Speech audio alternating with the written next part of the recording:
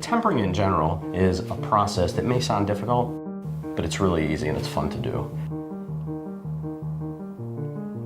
Tempering is a process of taking chocolate, melting it, breaking down the crystals, reformulating the crystals, and making it to a consistency where we can dip it, mold it, string it, and make decorations.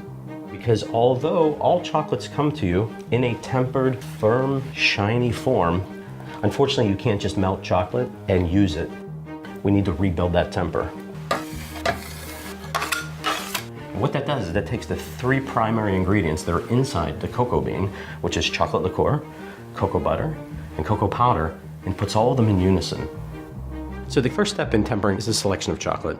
In this case, we're using Godiva's 72% dark chocolate. So what we're looking for in tempered chocolate is something called a snap. The snap means that those three ingredients that we spoke of are perfectly tempered in unison. We take that chocolate and we chop it to about the size of peas or hazelnuts. From there, those pieces are placed into a bowl. We place it on a water bath that is just at a slow simmer. Over a very, very slow heat, we stir this chocolate back and forth on that water bath until we have it melted. As the bowl gets hot, the thinner areas of chocolate around the sides of the bowl are going to become hotter than the pieces that are still left.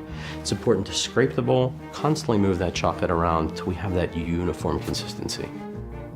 You know the chocolate's melted when it's very silky and smooth. Once it's completely melted, we check the temperature. We want this to be about 132 degrees. From there, we take the bowl off the water bath. With a very dry towel, we're going to take all the water off. If you don't remove the water from the bottom of the bowl and it drips into the chocolate, it seizes up. So what happens is it just clumps together. Now we're going to take 2/3 of our chocolate and pour it right into our marble. Once we have it on the marble and granite counter, we move that chocolate back and forth, creating a pool. I drag it back about 1/4 to 1/8 inch thick. We repeat that process until it cools down to roughly 80 degrees. And the great thing about tempering chocolate, it's a lot of fun. Once it's reached 80 degrees and you'll start to see the crystals in the chocolate itself, it almost looks like little particles inside the chocolate. That's the cocoa butter starting to pull together, starting to get stronger. In addition to that, the chocolate seems to start to form, becoming more solid, less viscous. So now if you take a look, it doesn't spread out as much. It's actually keeping tighter, it's staying higher. So I take the cold chocolate and I scrape it back into the 1/3 which is melted. We stir that together, and there we have our tempered chocolate. Once the chocolate is tempered, then I can dip strawberries, family recipes, you can do savory items, pretzels, you can do your favorite cookies.